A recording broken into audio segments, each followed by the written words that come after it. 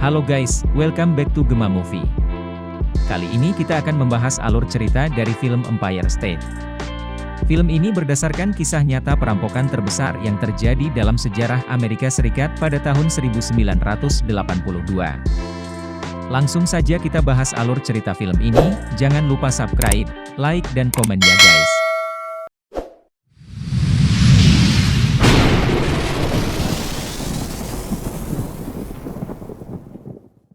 Eddie yang diperankan oleh Michael Angarano baru saja dipecat dari pekerjaannya, tapi harga dirinya menolak untuk dipecat. Jadi dialah yang keluar dari kerjaannya. Eddie yang hampir dipukuli dibantu oleh sobatnya Chris yang diperankan oleh Liam Hemsworth. Mereka pun pergi ke rumah Chris untuk memberikan patung pada ibunya.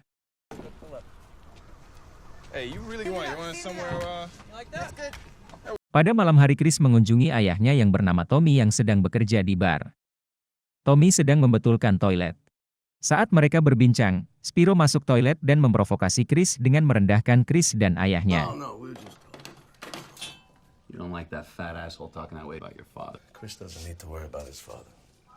We agree he's a fat asshole though, huh? Mereka hampir berkelahi, tapi ayahnya mencoba memisahkan mereka.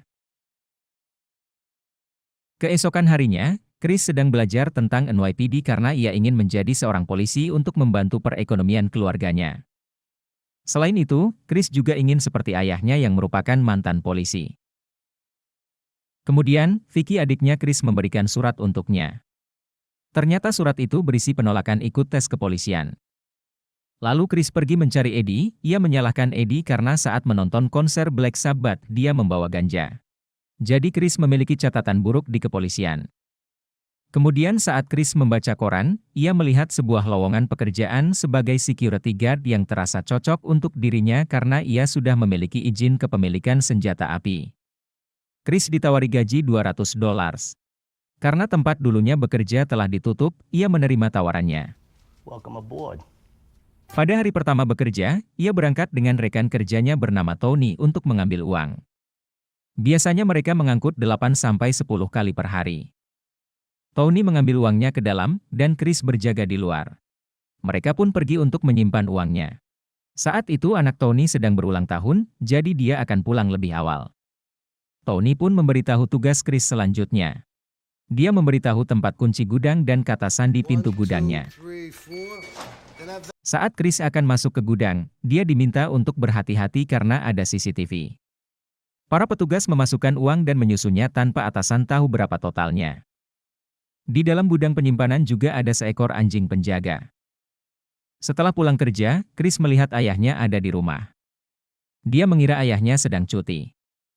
Padahal ayahnya yang sudah bekerja selama 10 tahun sudah dipecat karena kejadian malam itu tanpa peringatan terlebih dahulu. Kemudian, saat Chris bekerja ia curhat soal ayahnya yang dipecat tanpa uang pensiun dan pesangon. Saat Tony mengambil uang dan Chris berjaga di luar, tiba-tiba seseorang menaruh sesuatu di bawah mobil perusahaan. Dan terjadilah ledakan.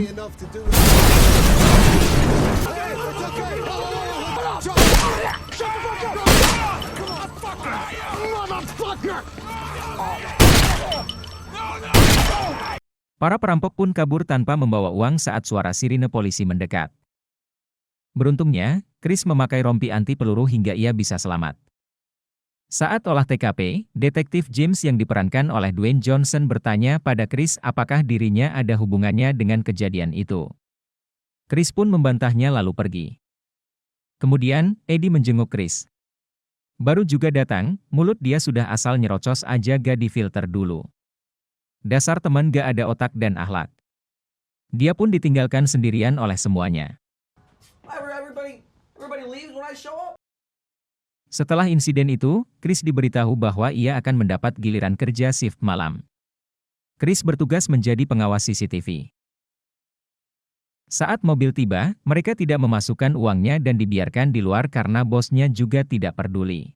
Kemudian, Chris melihat surat untuk keluarga Tony yang berisi bahwa sebagai kompensasi kematian, Tony mendapatkan 10% yaitu sebesar $5.000 yang seharusnya mendapatkan $50.000. Chris pun bercerita pada Eddie, ia merasa kesal karena atasannya korupsi santunan untuk keluarga Tony.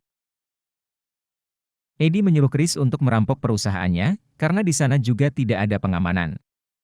Saat jam kerja tiba, Chris membuka gudang penyimpanan tapi pintu belum terbuka penuh. Tiba-tiba ia mendapat telepon yang ternyata dari kantor pusat menanyakan apa yang terjadi. Karena ada peringatan pintu terbuka, Chris menghela nafas karena hampir ketahuan. Ia memeriksa dari mana peringatan itu berasal. Chris pun mengambil uang di dalam gudang menggunakan tongkat.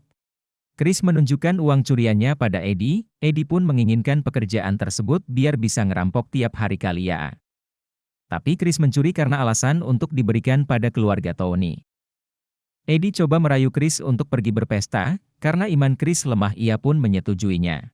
Dasar punya teman kayak iblis suka ngajak berdosa mulu. Chris singgah terlebih dahulu ke rumah keluarga Tony. Setelah itu mereka pergi berpesta. Hey, right here. This is our spot right here. Alright. And a round of Long Island iced teas. I want Yeah. a right. Where you going? I'm going to get cigarettes. I'll get me some, all right? Kemudian Eddie berbincang dengan temannya, ia menceritakan tentang uang yang didapat oleh Chris. Chris pun tiba, ia merasa jengkel dengan tingkahnya yang tidak bisa diam dan menjaga rahasia. Chris memarahi Eddie karena ia terlalu tolol telah bercerita pada bawahan Spiro. Eddie menganggap enteng hal itu, tak ada yang peduli dengan Spiro. Lalu Eddie memiliki ide untuk merampok mobil yang terparkir di luar. Chris meminta untuk melupakan ide bodohnya itu. Eddie pun terus membujuk dengan rayuan iblisnya agar Chris ikut idenya. Kemudian Chris menelpon Eddie untuk bertemu. Di sana mereka bersama Mike dan Jimmy akan merencanakan perampokan. Jimmy berpikir harus memberitahu Spiro, tapi Mike meminta jangan memberitahunya. Nanti Spiro menginginkan semua uangnya. Jimmy pun tidak ikut rencana mereka dengan alasan memiliki job lain. Saat waktunya tiba, mereka pun menjalankan rencananya. Tapi saat Chris akan menelepon mereka, tiba-tiba polisi datang. Polisi mendapatkan info bahwa ada pencuri yang masuk. Polisi pun memeriksa seluruh ruangan tapi tidak ada apa-apa, hanya CCTV yang rusak. Sistem keamanan di sana sangat buruk sekali. Saat James pergi, Chris menghubungi Eddie dan memberitahu kalau ada polisi. James pun kembali dan Chris segera menutup teleponnya. Tiba-tiba polisi lain menemukan 2 orang pencuri di luar. Chris diminta untuk tetap di dalam. Baku tembak pun terjadi.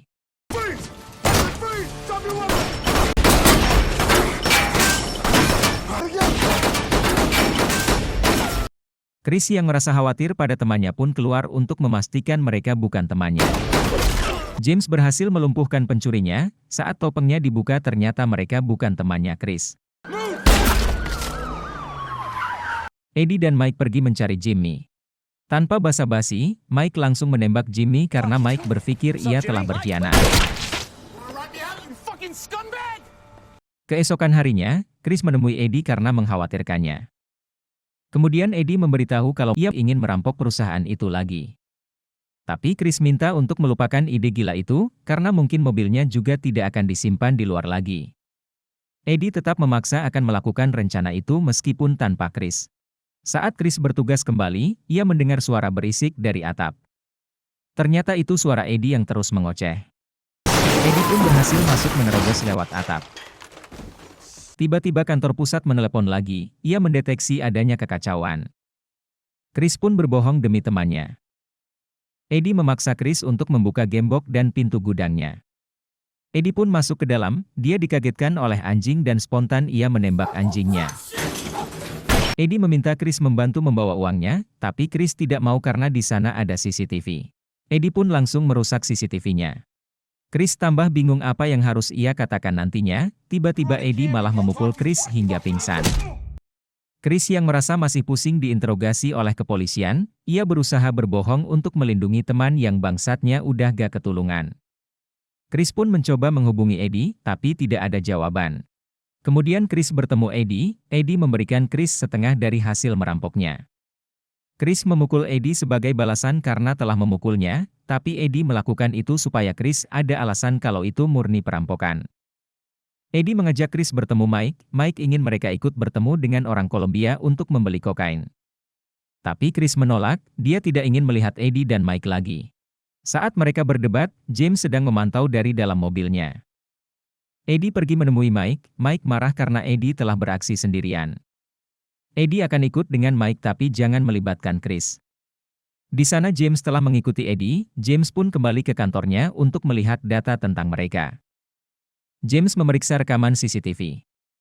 Ia melihat perampok sedang berbicara pada seseorang kemudian merusak CCTV-nya, seolah-olah perampok itu diberitahu posisi CCTV-nya. Kemudian Chris datang untuk dimintai keterangan. James menunjukkan foto Eddie dan Mike. James bertanya apakah dirinya mengenal mereka. Chris terus berbohong berpura-pura sudah lama tidak berbicara dengan mereka. James pun mengancam akan menangkapnya apabila Chris terbukti berbohong. James pergi bersama rekannya ke kafe tempat Eddie bekerja. Mereka bertemu Nancy dan meminta untuk memeriksa loker Eddie. James pun menemukan sebuah kertas berisi coretan rencana perampokan. Eddie dan Mike pergi menemui orang Kolombia untuk membeli kokain, mereka pun menghitung uangnya. Setelah dihitung, mereka tiba-tiba diusir. Kemudian mereka ditodong karena tidak mau keluar.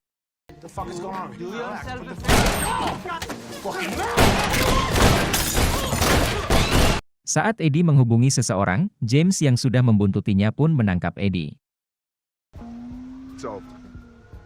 James menanyakan Chris dan di mana lokasi uangnya.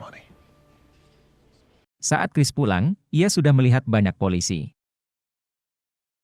Ia bertemu Nance dan menyuruh untuk mengecek patung yang ada di rumahnya. Karena uangnya ada di dekat patung itu. Chris pun pergi, kemudian Eddie melihat Chris dan mengejarnya. Ia bilang bahwa polisi sudah mengetahui semuanya.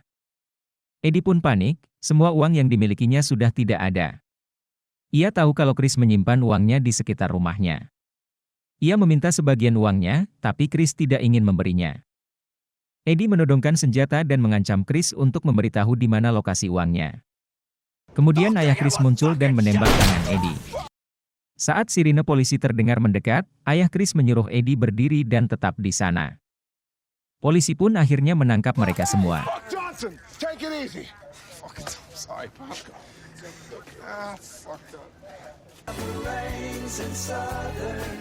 Money still to this day gone. That's correct. Vanished. Just vanished. You look like you were about to say something. No. Begitulah akhir cerita dari film ini. Pelajaran yang mungkin bisa kita ambil adalah carilah teman yang bisa jaga rahasia. Supaya kalau mau ngerampok gak ada yang cepu. Gitu bukan sih? Gak tahu pusing. Bye.